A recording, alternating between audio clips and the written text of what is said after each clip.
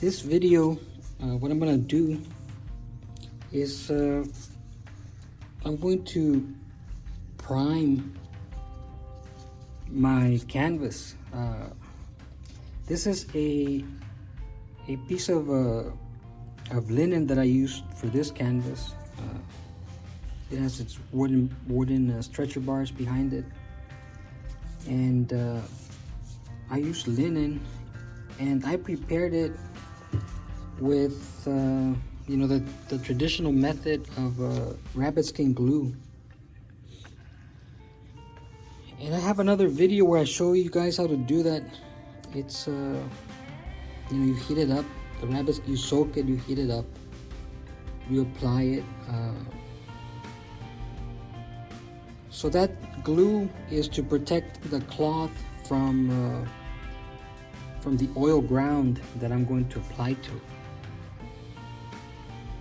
The oil paint and the oil ground, I'm going to use this brand. I just bought it recently. This contains lead, that's why I'm using gloves. Lead is a very permanent pigment. It was the traditional white used by artists for centuries. And I mean, this is the traditional way of doing it. Rabbit skin glue, linen, and then oil ground. Of course, now you can just stretch the linen and paint it with acrylic gesso. And but I'm always interested in these methods of these very traditional methods of working.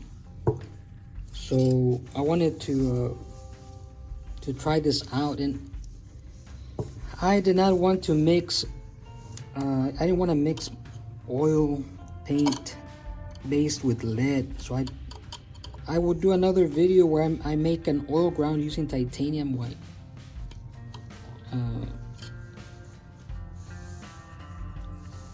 Titanium white is a lot safer than lead. So I figured I would just buy one that was ready made. This is supposed to be a very good brand. I've never used it. It's lead, so it comes from a metal. So this white is very heavy. So I'm gonna open this up, and depending what book you read, what artist you follow, there's variations on this method. Some people say brush it on with a knife, brush it on with a brush, or spread it out with a knife. Give it one coat, give it two coats. Some people say, well, don't use rabbit skin glue, use some kind of modern, what's it called, like a PVC sealer or something like that. And then use the oil ground. If I'm gonna go the whole stretch of preparing it like this, I'm gonna go all the way, go totally traditional and make use the rabbit skin glue. People that use an acrylic sealer, they claim, and maybe they're right, they claim that rabbit skin glue lets in humidity into the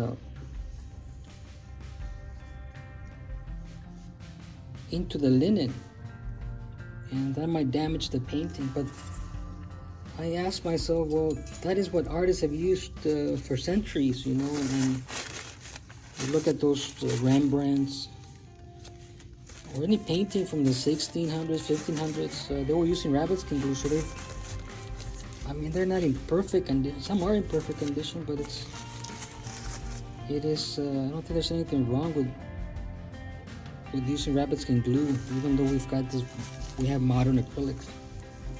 So see, I opened it up. I opened up the lead oil ground, and it has separated. So the instructions say to stir it, give it a stir. And that's what I'm gonna do here. Stir it. And of course the pigment has settled, and it's it seems pretty runny. I thought it'd be a little thicker. So I gotta give it a good stir. I had thought of maybe taking this to the hardware store and tell them to give it a shake, you know, like when they mix paints. But I think this will work. It's not too thick, and I feel it's starting to mix well. So the instructions on the can say to give it 2 coats.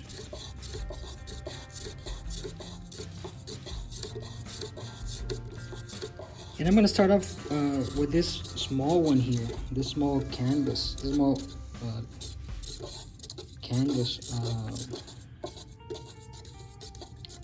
but I've got some bigger ones. I wanna prepare, and it does have its challenges. Preparing traditional methods. The rabbit skin glue can get a little. It's hard to find consistent advice. See, there's a lot of variations on the recipes. Some recipes, I think, ask for too much rabbit skin glue, and then if you put too much glue, the surface becomes brittle, very hard. And so it's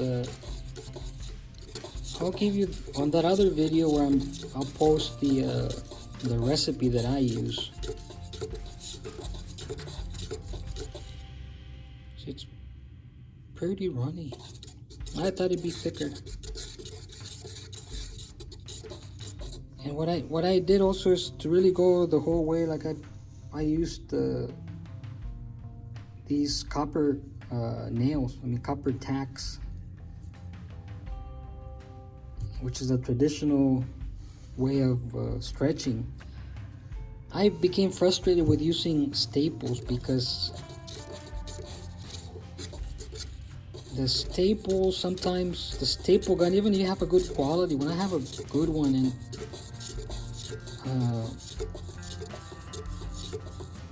sometimes the staples don't go all the way through.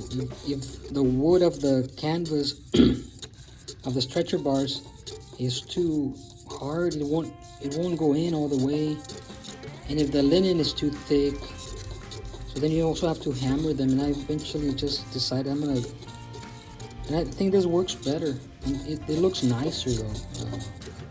See, I'll show you this other small one I did, but this one's already primed. It's already oil primed. I think it comes out, I think it makes it look nice and fancy. So it feels pretty consistent now. I'm gonna just stir it up a little bit more. This is the exciting life. I always tell students, this is the exciting life of the artist.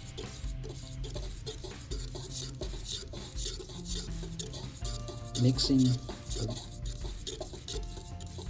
for minutes and minutes until it's right.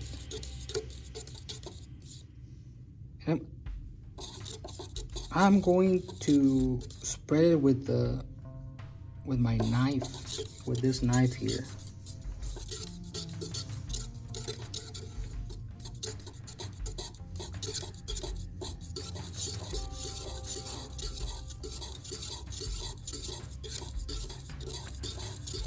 It can also be brushed on, but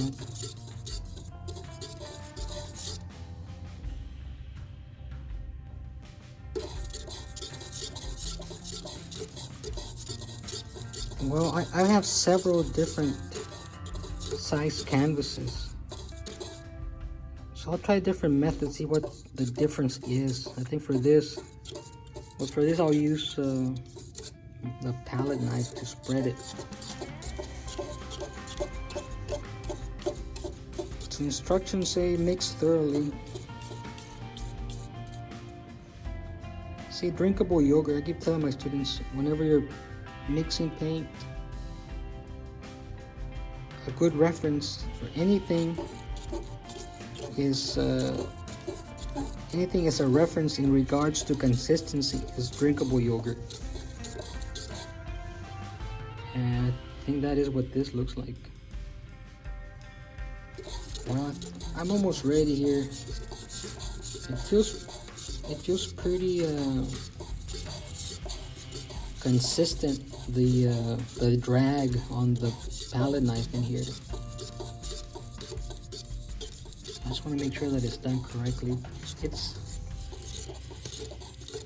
It's frustrating sometimes with these things.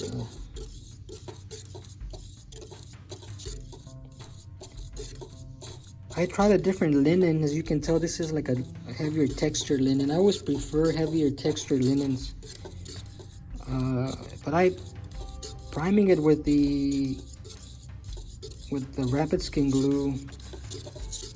This linen reacted very strange, or what I consider, or unusual to what I was used to.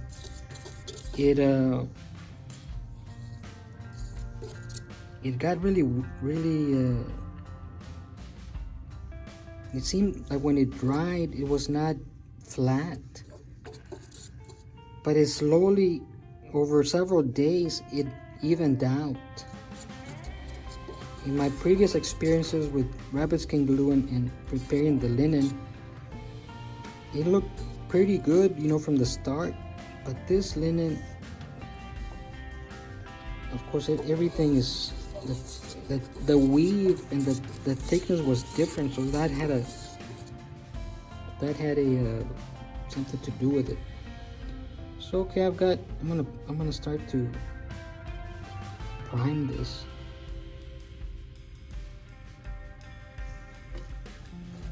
See how it works like this. See, it has that hairy bone texture. I don't know if I'm pronouncing that correctly.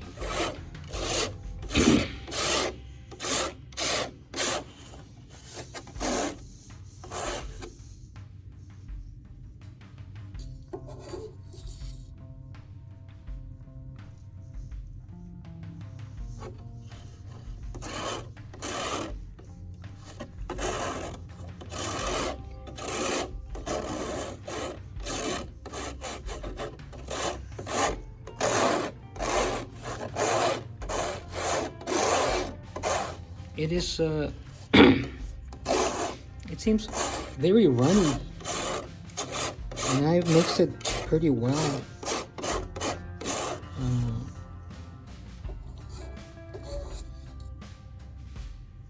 So there's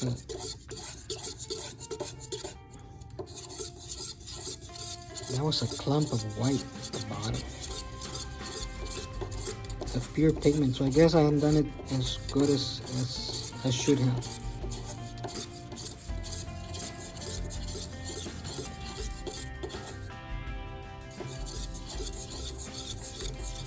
And lead white, it's a very heavy pigment, so it's settled. So now scoop it up from the bottom. See?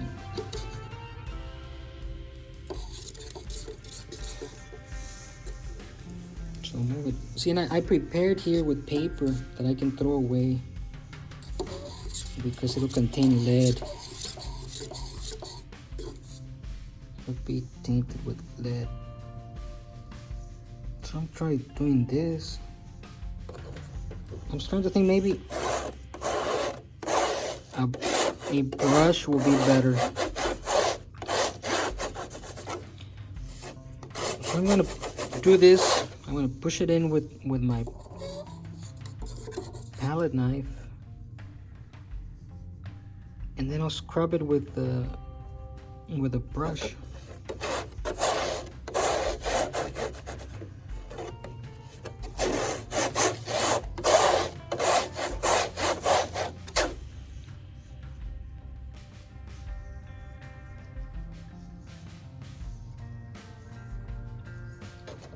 It's an oil ground, so it's not gonna dry right away. like acrylic. So it should.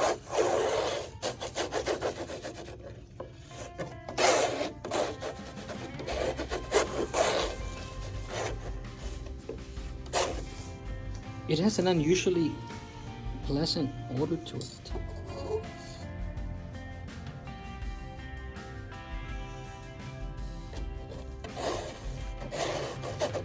I have to say I do enjoy the scent that it has.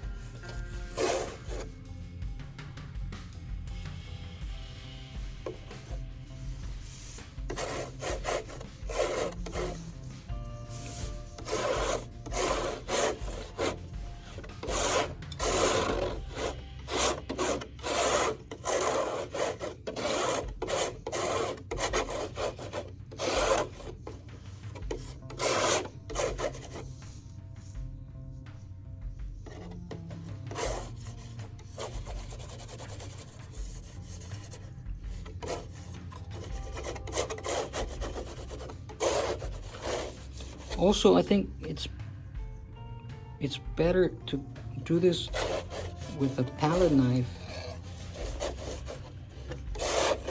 because it won't splatter on you so much.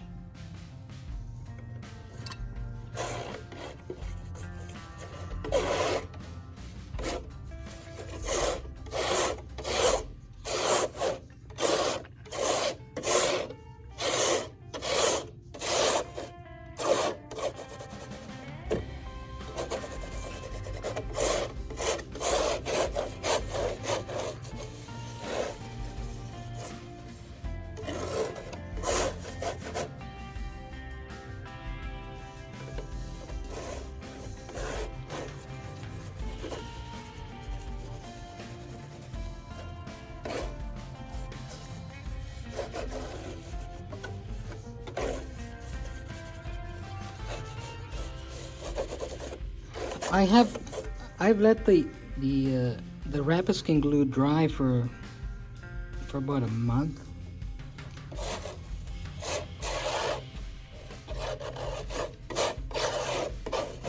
And there's been delays here because we had a hurricane.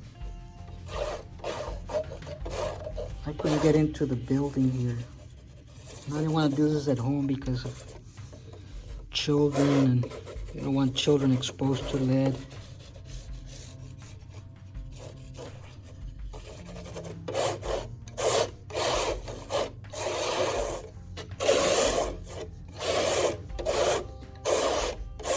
So I'm really trying to push it into the wheel.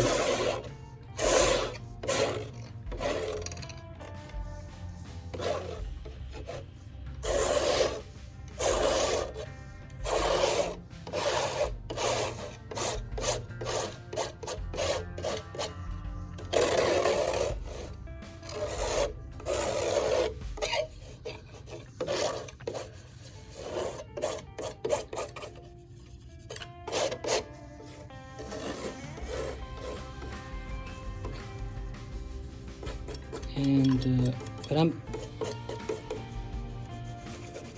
also gonna do the sides. But see, this is a good first coat. I'm gonna do a little bit more, and then I'll do the sides, and making sure it's even. See, there's like a spot here. Push it in there.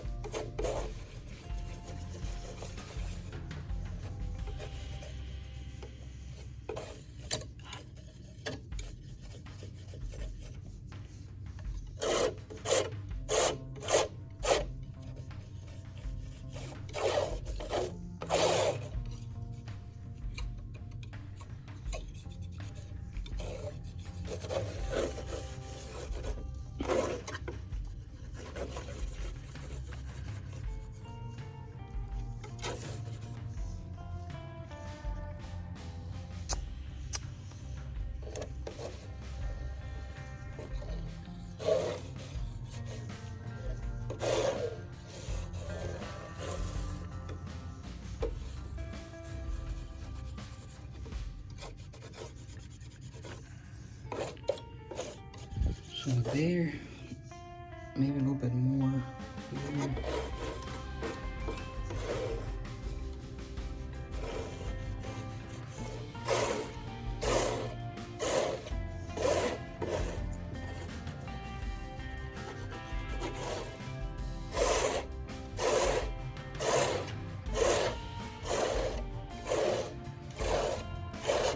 Make sure that it's even. See, there's a little spot there. Like I said, I'll give it 2 coats.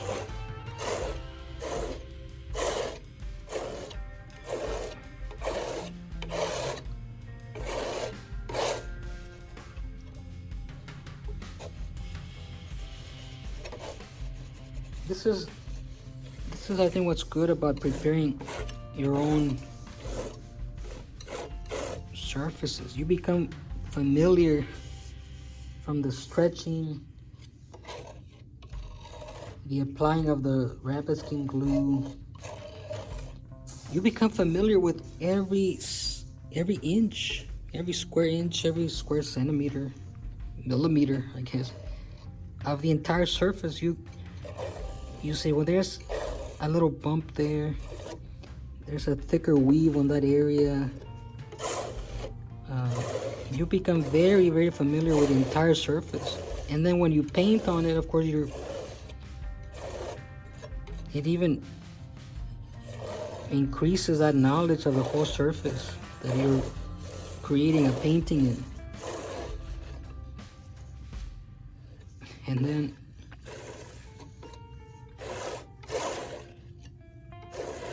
And so then you are very much aware when something happens to your painting, like that little scratch wasn't there, because you know this surface. I think what's gonna happen here,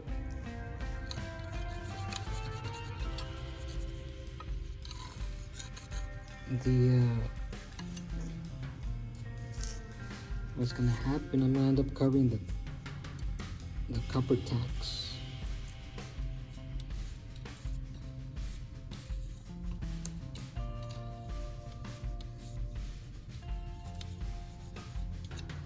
Which is fine.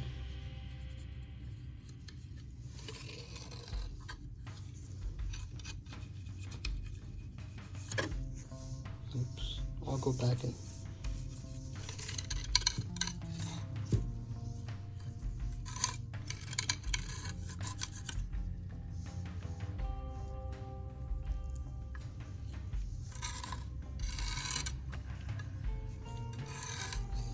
so I'm already, the video is already at 20 minutes, 23 minutes actually.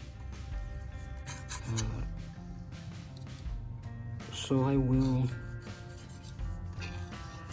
will just do this edge, and I mean, this is the process.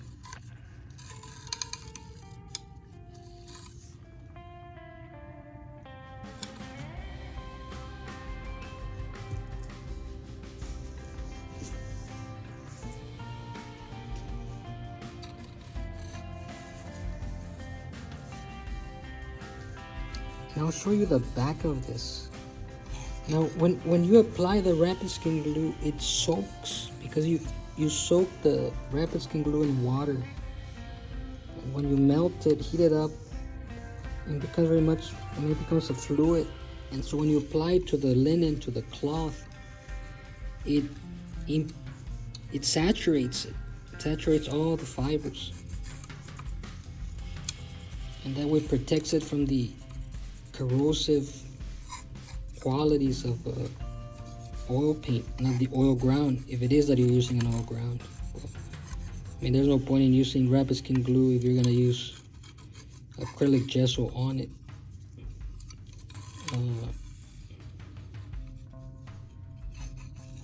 But I'll show you the back of this. Show you a little bit.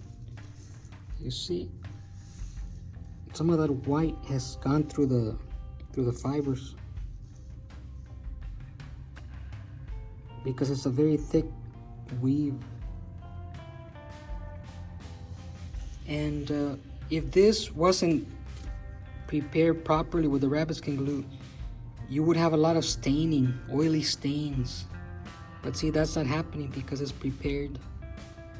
It was soaked with the rabbit skin glue. And let me give this another.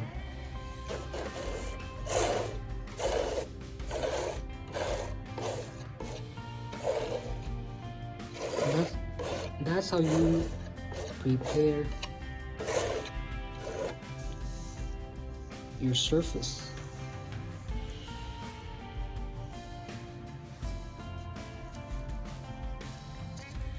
And I'll stop the video right now.